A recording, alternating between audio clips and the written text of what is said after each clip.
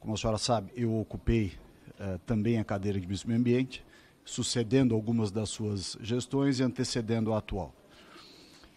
E, com relação ao tema do licenciamento, algumas questões que ensejaram, inclusive, o requerimento em causa no momento, nos preocupam. Eu queria usar alguns exemplos aqui de casos em que o licenciamento teve, ou terá, porque ainda não concluídos, impacto imediato.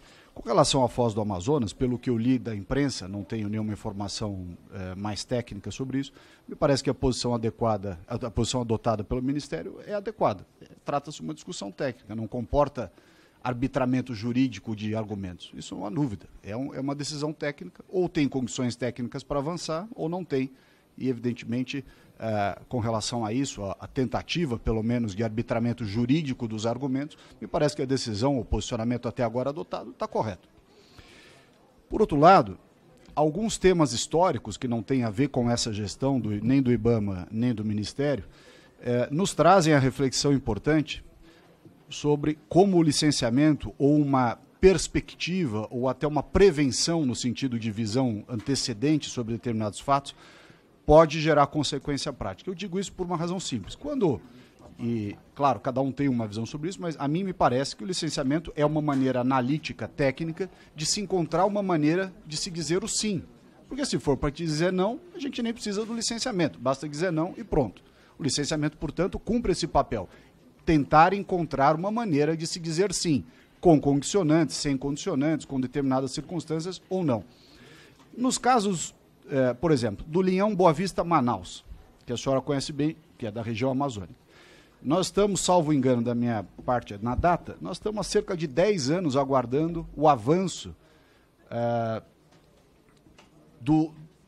da liberalização, digamos assim, das medidas. Tem, obviamente, a ver com a questão indígena, tradução das manifestações para os diversos dialetos, enfim, mas o fato é que o não avanço do linhão Boa Vista-Manaus tem causado uma consequência ambiental muito mais perniciosa do que o avanço do licenciamento traria, que é fazer com que, na ausência de fornecimento de energia elétrica para Roraima, porque a Venezuela não tem feito a manutenção do seu sistema, cai toda hora o fornecimento que vem da Venezuela. Roraima, como a senhora sabe, está fora do Sistema Nacional de Energia. E o que tem que fazer? Ligar as termoelétricas naquela região para fornecer energia. Claro, tem interesses comerciais daqueles que vendem o diesel, né? Então, nós sabemos bem disso. Mas a não consecução deste licenciamento traz, sob o ponto de vista ambiental, consequências fartamente mais nocivas ao meio ambiente do que se tivéssemos avançado nesse tema do licenciamento. Veja como o atendimento daquele aspecto que eu falei no início da minha participação aqui, de que quando você tem um regramento, quando o empreendedor procede em conformidade com a regulação, atendendo o termo de referência que é apresentado pelo órgão licenciador, você tem a solução do problema. E quando o empreendedor não resiste ao marco regulatório, inclusive de fazer o auscultamento da população local. E é por isso que eu insisto, muitas vezes os atalhos, eles nos levam ao abismo, quando o percurso mais longo do caminho nos levam ao porto desejado. Então, nesse caso, é exatamente isso que aconteceu. A resistência para o não atendimento de condicionantes que eram essenciais, a resistência para não dialogar e atender uma comunidade altamente organizada e não cumprir o termo de referência, levou a todo esse atraso, inclusive aumentando os danos ambientais, como disse o deputado, utilizando, não é, as termoelétricas de diesel. E agora o empreendedor faz o dever de casa e aí o que nós temos? Né?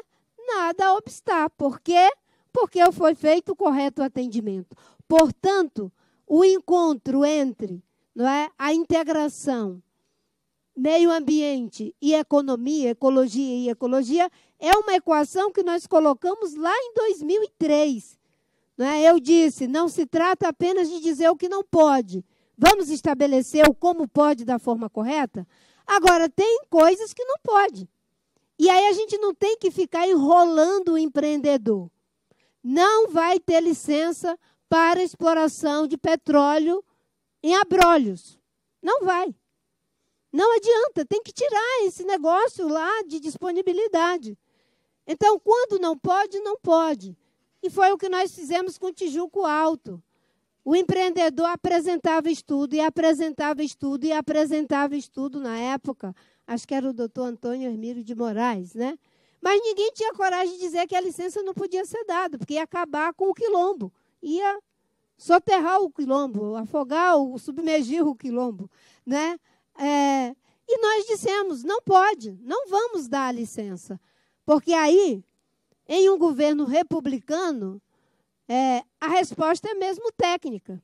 E o gestor público tem que respeitar a opinião dos técnicos, o parecer dos técnicos. Então, dialogando com o que o deputado Salles disse em relação a Roraima, Manaus, que é exatamente um exemplo de que aperfeiçoar o regramento, aperfeiçoar o processo, aperfeiçoar as estruturas e também os orçamentos, obviamente, ajudam muito.